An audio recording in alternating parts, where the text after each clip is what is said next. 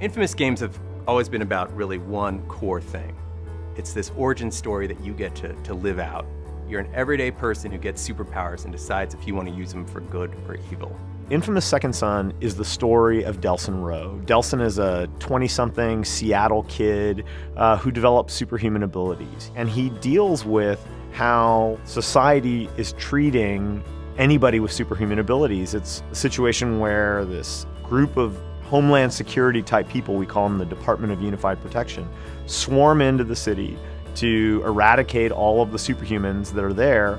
And it's his struggle against that group of people and kind of coming to terms with how he feels and how his family feels about people who have these superhuman abilities.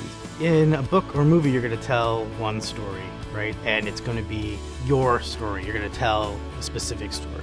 Whereas a game, you're going to partner with the player, or sometimes a group of players, and you're going to tell a story together. And you're going to tell parts of the story, and they're going to tell parts of the story, and they're much more invested, they're much more engaged with the story that you're telling because they're participating in it. And the controller is the interface that the player uses. So the designer has video, they have audio, they have story and dialogue, they have all these tools for communicating with the player. The player only has one tool for communicating back and engaging in the conversation, and it's the controller.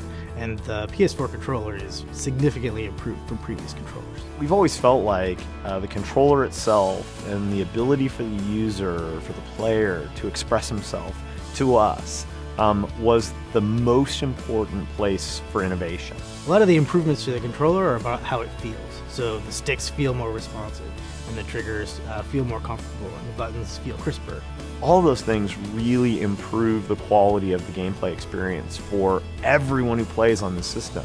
And I think that stuff is so incredibly important. It's kind of the foundation that you build the house on. If you get that wrong, you just can't get anywhere. And so I think it's really, really important what they've done with the controller. But then there's also some exciting new things that give us as game makers a chance to try and give players small but exciting new experiences. And our goal is really to examine that and say, how do we, again, compress the distance between what the player is doing and what's happening in the game? And so the example that I'll give is there's a test that's been created in the infamous Second Son universe to identify people who have the conduit gene, who could develop superhuman abilities. And that test requires a scanning of your finger. And so you have to go up, you know, sort of like going through airport security, but you have to go up and place your finger and get scanned.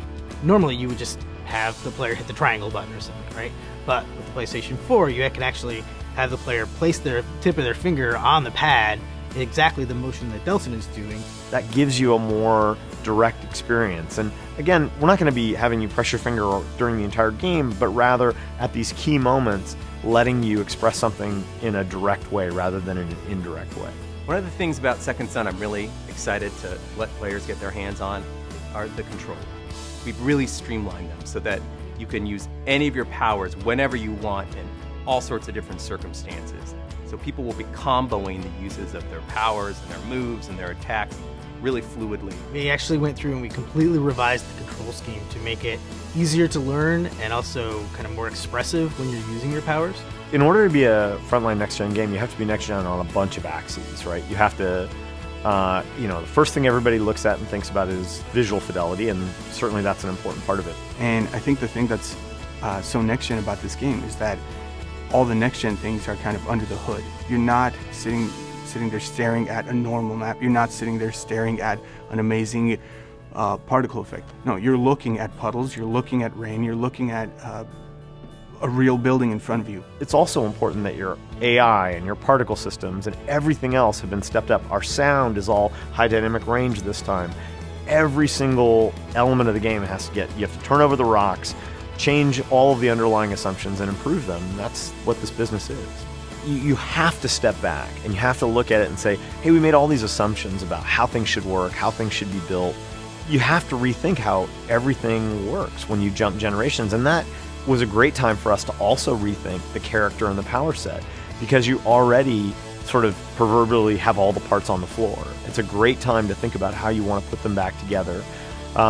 And it gives us a lot of energy around doing another game in this universe, because there's so much for us to go build and go discover what's possible. You know, the dreams that we had that were impossible actually become possible. And so it's fun to kind of try and capture some of those moments and bring them into your game.